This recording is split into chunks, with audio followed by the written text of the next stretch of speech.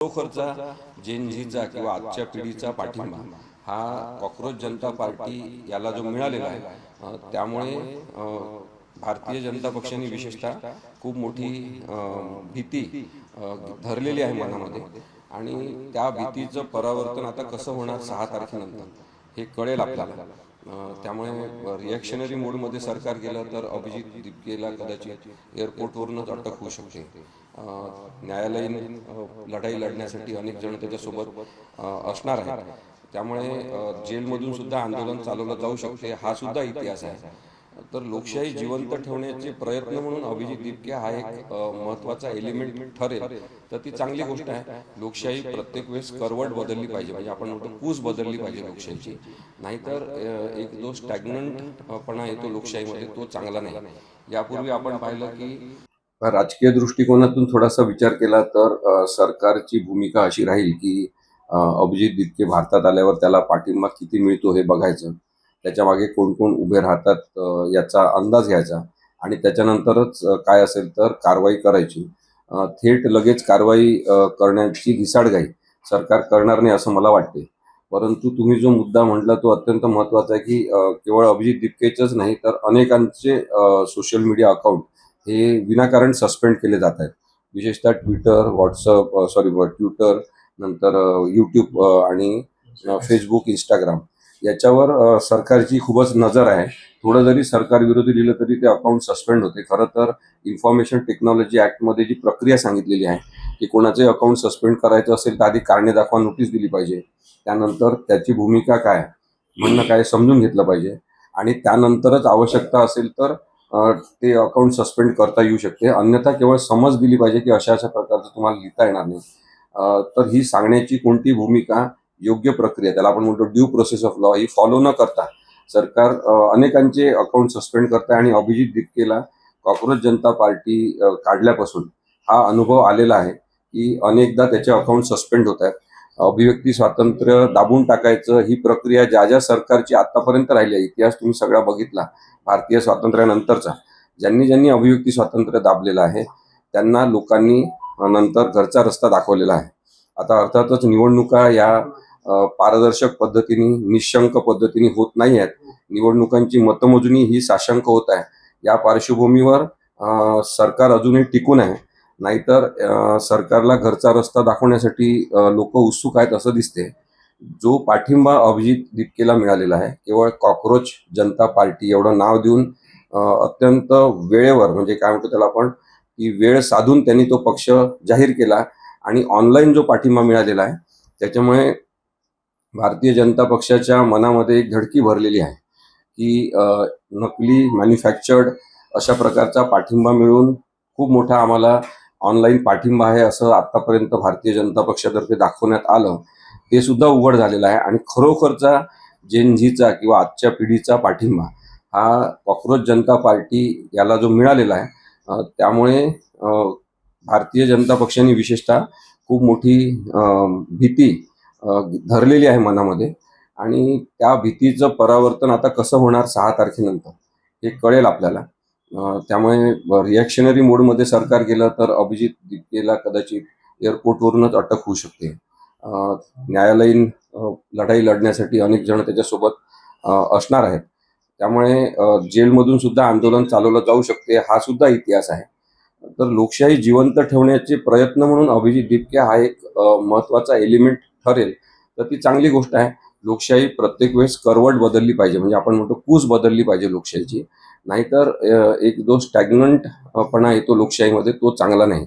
यापूर्वी आपण पाहिलं की सोनम वांगचुक यांना सुद्धा अशाच प्रकारे काही कारण नसताना अटक केली, नंतर पुराव्याअभावी त्यांना काही महिन्यांनी सोडण्यात आलं.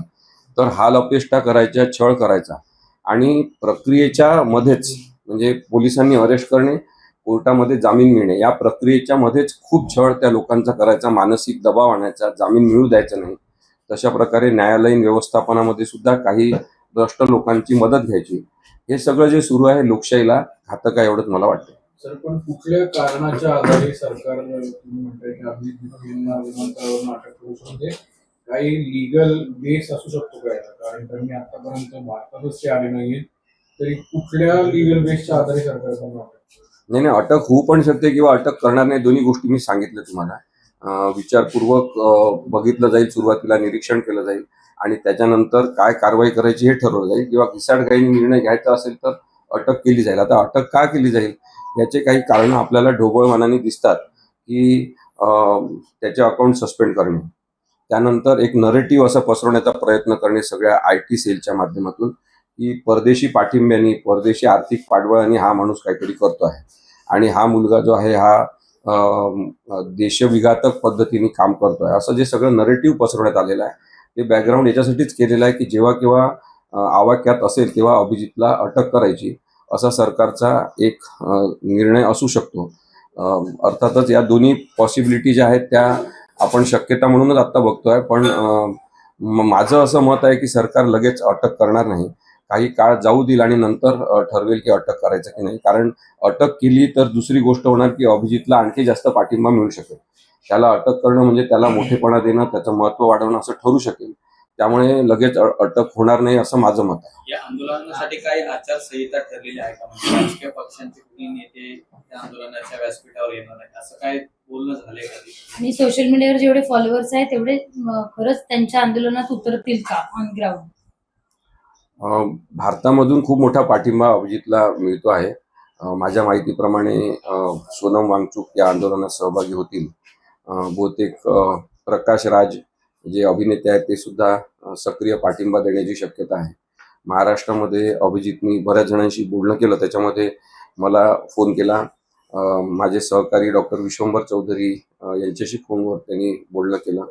निखिल वागळे सरांना त्यांनी मुद्दामून आमंत्रित केलेलं आहे, आम्हाला सगळ्यांना त्यांनी या म्हणून सांगितलेलं आहे. कारण की सगळे समविचारी लोक एकत्र आले पाहिजे असा प्रयत्न अभिजित करतो आहे आणि त्याचं स्वागत झालं पाहिजे. आता हा जो पाठिंबा त्याला मिळालेला आहे कॉक्रोच जनता पक्ष झुरळाचं चिन्ह हे काढल्यावर, तर तो व्हर्च्युअल स्वरूपाचा पाठिंबा आहे, तो ऑनलाईन स्वरूपाचा पाठिंबा आहे.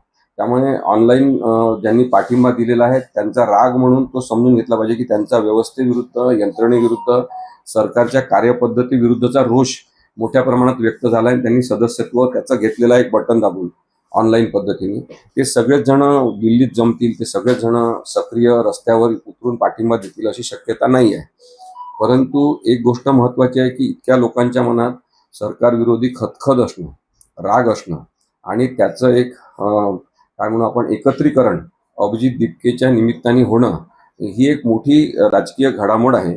याच्याकडे सामाजिक क्रांती म्हणून सुद्धा बघायला पाहिजे आणि सातत्याने लोकांचा राग दाबल्या गेल्यावर लोक कशा पद्धतीने व्यक्त होतात याची दखल नक्कीच सत्ताधारी सगळ्या लोकांनी घ्यायला पाहिजे.